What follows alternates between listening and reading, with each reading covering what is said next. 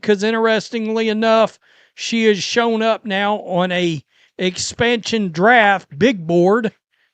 I didn't know those existed, but we've got an expansion draft big board, and Chloe Bibby is on it. Now, you may be like, well, there'll be better players than Chloe Bibby available. That's true. But we got to remember there's two teams, and they still have to adhere to the salary cap too. So they can't put a bunch of $700,000 players on one team. They got the same restrictions from a salary cap standpoint as everybody else. So that the Indiana Fever's roster picture is set to become significantly clearer on April 3rd when the WNBA expansion draft takes place. With two new franchises, the Toronto Tempo and Portland Fire, entering the league, every existing team must decide which players to shield from selection. Each team can protect 5 players, and for Indiana, 4 of those spots are largely settled: Caitlin Clark, Aaliyah Boston, Lexi Hull, and Kelsey Mitchell. The debate surrounds the 5th slot and what happens to the players left unprotected. The name drawing the most discussion is Sophie Cunningham. They got the same restrictions from a salary cap standpoint as everybody else. So that will limit the players that they're able to take. They're able to, each of them will be able to take, like, for example, a Supermax player, something like that. And then they will have to add in average salaries and then minimum salaries. And that's where you get a player like Chloe Bibby that would come into the mix. Now, who knows whether or not the Fever will want to hold on to Chloe Bibby anyway, but they're not going to protect her. The 29-year-old only had 1 season in Indianapolis, and injuries cut into that significantly, but she made a strong impression during the time she was available. Her value to the Fever was twofold. She brought consistent energy off the bench and established herself as a physical presence willing to protect Caitlin Clark on the floor. That combination earned her genuine admiration from the Indiana fanbase and recognition across the women's basketball community. Her shooting over a stretch of roughly 15 to 20 games last season placed her among the top 3-point shooters on the roster, and her defensive intensity was a consistent talking point throughout the year. The Fever will want to hold on to Chloe Bibby anyway, but they're not going to protect her. And then you've got Sophie. And I think at this point, we believe that it's likely Sophie Cunningham will not be protected. We did not get to see what this truly would have looked like over 44 games. That's a damn shame. Because Caitlin Clark and Sophie Cunningham and Lexi Hull and Aaliyah Boston and Kelsey Mitchell would have been real fun to watch over 44 games. And because despite all of that, the expectation heading into April 3rd is that Cunningham will not be protected. The reasoning is partly structural. The Fever only have 1 core designation available for a veteran this offseason, and that is almost certainly being directed toward Kelsey Mitchell. If either expansion team selects Cunningham, the rules require they offer her a veteran Supermax contract, and given her limited options in standard free agency, she would very likely accept it. Because of Caitlin's injury, we didn't get to see what that looks like. The other thing that not a lot of people have brought up is, how about this is the only player to ever physically defend Caitlin Clark on a basketball court? The enforcer. J.C. Sheldon is still thinking twice about some of the shit that she's ever going to pull again. Never know when somebody's going to do a Steven Seagal, a keto. There is also a scenario where Indiana protects her but still loses her in free agency regardless, which would mean using a protection slot with no guaranteed return. That risk makes leaving her unprotected the more logical front office decision, even if it is a difficult one from a fan perspective. The 5th protection spot is widely expected to go to second-year player Michaela Timpson, primarily because of her cost-controlled contract and the developmental upside she represents. Another name that has surfaced in expansion draft conversations is Chloe Bibby. Flip on your ass, like Sophie Cunningham did last year. So this is Grant Young over at SI. So it would be hard for the Fever fans to part ways with Sophie Cunningham. 29-year-old only spent the 2025 season with the Fever and missed a solid chunk of games with injury. She did many things to endear herself to Indiana's loyal fan base, Perhaps the two. The 6'2 forward shot 35.5% from three-point range across 5 college seasons and followed that up with a 40.5% mark from deep during her WNBA rookie year. As a reserve free agent with Indiana, any team selecting her would only be responsible for the league minimum salary, a highly attractive combination of affordability and shooting ability that has pushed her to number 11 on the Athletics expansion draft big board. Because the two new franchises must manage salary cap restrictions just like every other team, they cannot simply fill rosters with maximum contract players. That financial reality creates a lane for players like Bibby who offer legitimate skill sets at minimum cost. His loyal fan base, perhaps the two most important being a spark plug and serving as a star guard, Caitlin Clark's enforcer with earned notoriety from women's basketball community and admiration from Fever fans. Yeah, when the Wokes weren't trying to cancel her. By the way, remember the three-point contest?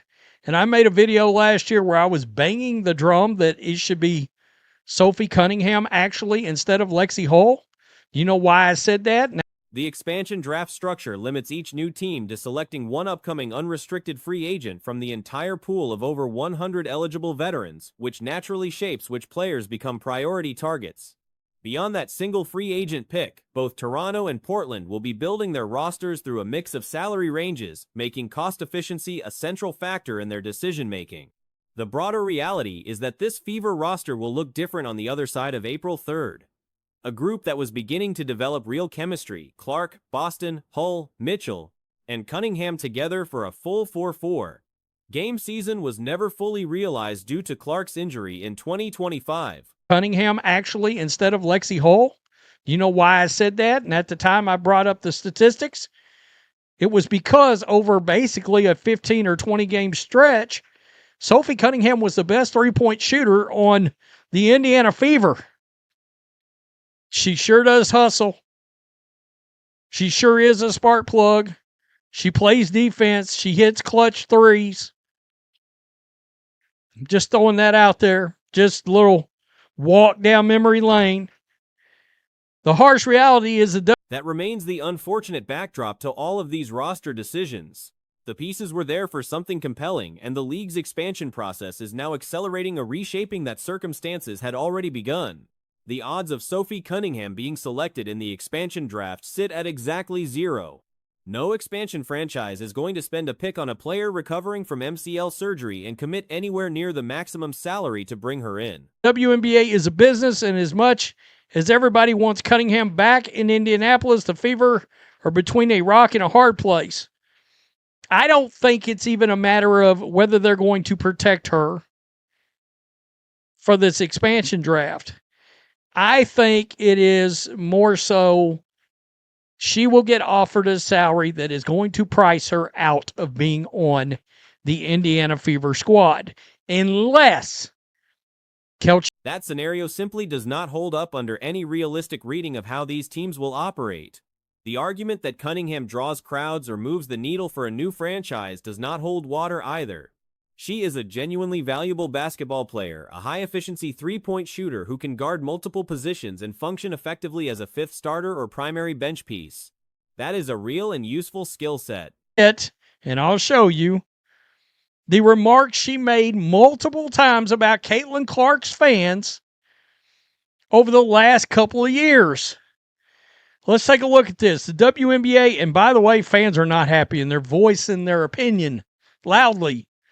The WNBA and CBS Sports announced a new long-term agreement on Wednesday that expands their partnership and will feature up to 20 regular season games annually on the CBS television network and Paramount. But nobody is buying a ticket specifically to watch Sophie Cunningham play. Jersey sales and social media presence are separate conversations, and on those metrics, players like Kate Martin and Hailey Van Lith carry comparable or greater pull. If pure name recognition off the court were the deciding factor, a team could just sign Haley Cavender in free agency. That is not a comparison meant to diminish Cunningham. The gap in actual basketball ability is significant, but it illustrates how thin the logic gets when the justification for protecting her shifts away from on-court production. And Paramount Plus. CBS Sports will air 20 games during the upcoming 2026 season, the most ever WNBA games for the network on broadcast television.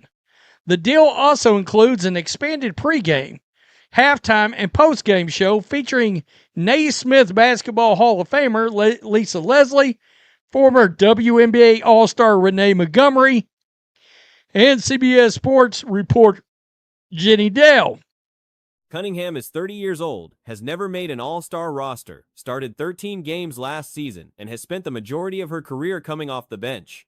Her 43% three-point shooting last year was a career high, and her true shooting percentage ranked second in the league. Genuinely impressive numbers. But those numbers describe a very good role player, not a player who warrants supermax consideration or the kind of protective priority that would displace another roster spot in expansion negotiations. The MCL injury adds a layer of real uncertainty. CBS Sports reporter Jenny Dale.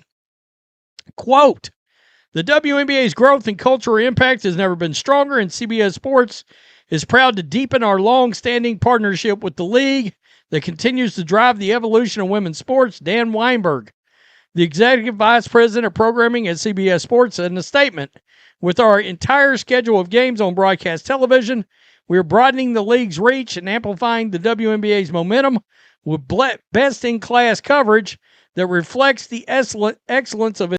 MCL tears are not career-ending in the way ACL or patellar tendon injuries tend to be, but they do affect lateral movement and change how a player navigates cuts, closeouts, and defensive rotations. For a player whose value is tied to positional versatility and the ability to stay in front of guards on defense, that recovery process matters. A new franchise taking on her contract would be absorbing both the financial commitment and the rehabilitation risk simultaneously. Here is the practical reality of the expansion draft structure. Each new team is permitted to claim one unrestricted free agent, with best-in-class coverage that reflects the excellence of his athletes and resonates with our fans. Well, okay.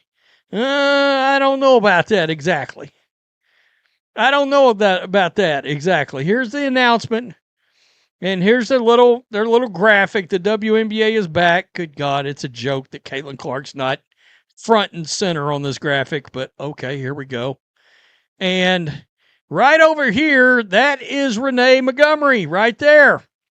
With players like Jonquel Jones potentially available in that pool, the idea that either Portland or Toronto would pass on a proven star in favor of Cunningham is not a serious position. There are going to be legitimately elite players accessible in this draft. The expansion franchises will prioritize accordingly. What actually determines whether Cunningham returns to Indiana has nothing to do with whether her name gets called in the expansion draft. Right over here, that is Renee Montgomery right there. Let's just go back a couple of years. What were Renee Montgomery's remarks against Caitlin Clark fans? She's got a podcast called Montgomery and Company Podcast. By the way, vice president, part owner of the Atlanta Dream, that just moved 2 games to State Farm Arena. I literally did that video 3 hours ago. Quote, if an expansion team selects her, it would only be because they have already reached an agreement with her camp, meaning she has decided to go there regardless. And if that agreement exists, Indiana was losing her either way. If no such agreement exists, no expansion team is going to use their one unrestricted free agent selection on a player who does not want to be there and who would only accept a significantly discounted deal to leave. Cunningham has been transparent about her desire to stay in Indiana. That's the bots. I don't even think some of Caitlin Clark's faux fans actually even watch her games, Montgomery said. And it doesn't even seem like it's about Caitlin anymore, the stands. Like, it doesn't even seem like they care about what goes on in the basketball aspect. They're just on social media ready to fight, okay? I mean, wow, okay. Then she goes on to... Her brand value, while real, is also less dependent on proximity to Caitlin Clark than some of her former teammates. She built a following and a commercial presence before arriving with the Fever, and that foundation does not evaporate if she plays elsewhere. That independence actually makes her a more attractive free agent target in general. since teams know they are getting a player with genuine market appeal rather than one whose profile is entirely borrowed from the surrounding environment. Lexi Hull operates differently on this front. Then she goes on to say she wasn't singling out their Caitlin Clark's fans. Well, that's exactly what you did. And it was not the first time that she did it. Let's flash back right here, because she jumped in and called Caitlin Clark fans racist.